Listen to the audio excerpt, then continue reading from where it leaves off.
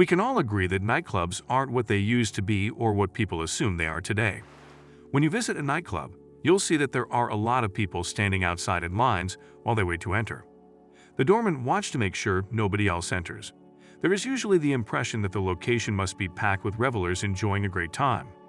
However, as you enter, you find that it is not quite as crowded as it appears from the outside. You see women wearing almost nothing in high heels even in the winter. They are weighing themselves outside while shivering, and you wonder why. Why go do all this work for a single club night? In all honesty, before taking the RP, I didn't think much about this. I reflected on how foolish individuals must be to spend hours waiting outside of clubs and watch ladies stand in lines while wearing high heels. We've all heard that wearing high heels is meant to enhance a woman's beauty by emphasizing her curves and defining the contour of her legs. However, we rarely hear that wearing high heels affects men's behavior.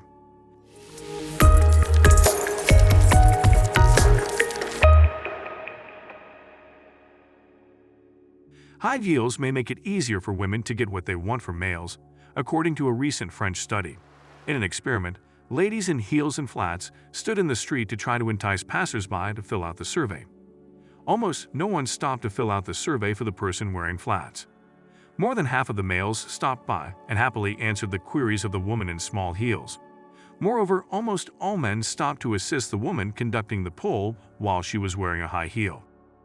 For me, wearing high heels is a test, since it has been scientifically shown that it makes men want to go above and satisfy women's desires.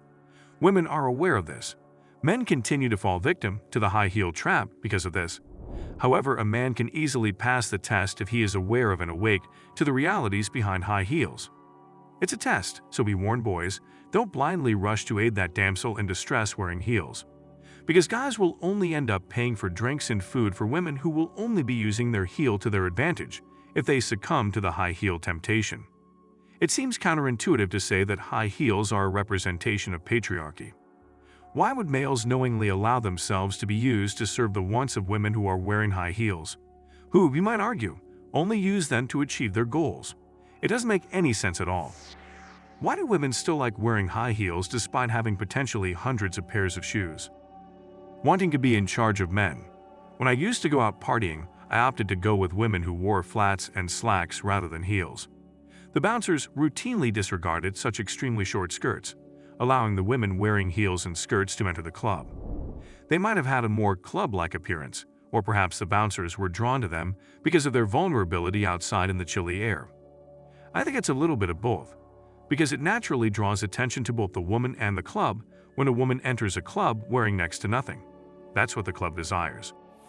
This, in my opinion, is one of the key factors at play when men queue up to swing in such clubs, where there's always a line of freezing women in miniskirts and heels. When they walk inside, they buy refreshments for them and make an effort to keep them warm and comfortable, since it makes them want to shield them, till they are simply ignored and informed that they are not their type or for some other reason. Therefore, getting to know a woman and selecting whether to buy her a drink begin long before you even walk into the club. It's a full game. I began frequenting nightclubs while I was in my teen years. Most all-age events feature males and females between the ages of teenagers and 20, with the average age of the girls being 14 to 18. This means that a man in his late 20s could date a girl who is 14 or 15 years old. Prior to the age of consent being 16, this occurred. I was unaware of this at the time, that it was also possible for me to have slept with a sweet girl who didn't understand how the club scene operates. But as time went on, I became less interested in the nightlife scene and more interested in being in relationships. I simply didn't find the idea that you're expected to do all you possibly can for girls and buy them drinks in clubs appealing. I'm not one of those guys. If you didn't, other older people who were also better off financially might take the job instead, leaving you alone. If you didn't, other men or women who were financially better off might take the job instead, leaving you alone. It was just not a good situation. And what about that? Women will come to understand they are in charge of men in this club culture. They frequently want to increase exploitation. She'll rely on you the entire evening to have a great time, and she might even pass out in your car on the way home, which, for some reason, women consider completely acceptable, even among taxi drivers who usually don't pick up drunk women for the same reason. The most lucrative evenings for cab drivers, though, are these ones. Bouncers are another matter. Typically, ladies make friends with them, enchant them, and persuade them into letting them into clubs. People are aware of their workplace. In order to have some social standing and someone to watch over them while they are sipping the beverages that guys buy them, they even date bouncers. Because they can take advantage of men, including bouncers and the men who buy them drinks inside, women will do anything to stay in the club scene. It really is such a shame. It's another justification for guys staying away from clubs. The vast majority of these men prefer to go to clubs, often have 1 or 2 drinks at most to make it easy for them to purchase them for ladies as well. Or before going to the club, the guys meet together for pre-drinks. I recall always feeling forced to buy drinks when I went to clubs, and then to buy drinks for the girls as well. When it comes to clubbing, there is certainly a noticeable difference between various regions. In contrast to locations like Canada, going out to the clubs in Florida, for instance, was an entirely different and enjoyable experience. Where alcohol costs substantially more than it does in the United States. In Canada, women generally come across as being excessively stiff. However, people in Florida used to go out and actually have fun. If you're in your teens or early 20s, clubbing can be enjoyable. Likewise, it depends on the club you're visiting.